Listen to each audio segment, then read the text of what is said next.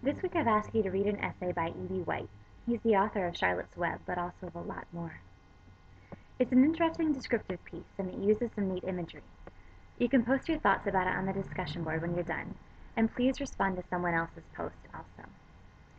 We're also finishing up the rhetorical terms list this week, so you can check that off your list. It's probably a relief to some of you, but I think these terms will come in handy in a number of places this year and beyond.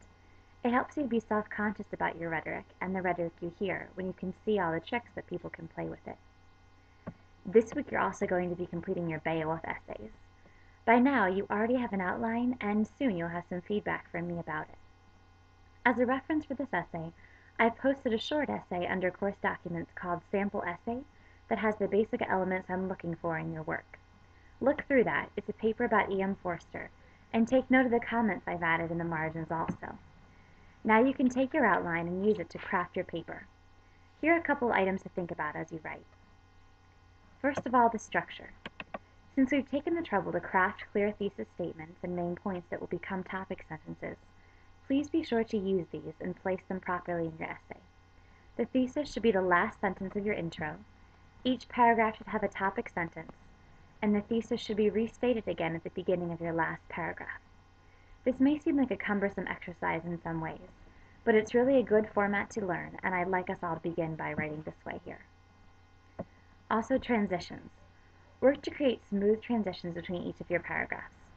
You might make a logical connection between your ideas, use a repeated word, or incorporate a correlative adverb, like however or therefore. Great writers say that the mark of really excellent work is seamless transitions. If a transition doesn't seem to work between your ideas, it could be that your ideas need revising to make them work together for a common purpose in your essay. You could be writing about things that are too distinct from each other. Also, let's talk about textual analysis. For each point that you make, you'll want to include some evidence from the text. That means that you should, in most cases, directly quote a line or a part of a line that makes your point. It's not enough just to make a point and quote and put a quote beside it, though. After the quotation, you should take a couple sentences to provide your own analysis of the quote. Why is it effective? How does it accomplish the purpose you say it does? And what neat aspects of it are worth describing?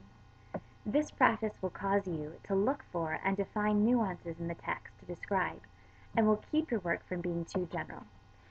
Also, be careful never to end a paragraph with a quotation. Always sum it up using your own thoughts. Citations.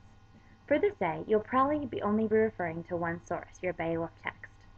It will be pretty simple to cite your quotations. After each one, just put the line number in parentheses after your quotation mark, but before the period of the sentence. Please make sure you get the punctuation in the right places here, or else you'll drive me crazy when I edit your papers. Technically, you'd also need to cite your text in the bibliography, but for this assignment, since we all are using one text and I know what it is, don't worry about it. We'll talk about the guidelines for, and we'll also create works cited pages later in the year. I've given you a lighter reading load this week to give you time to get started writing early.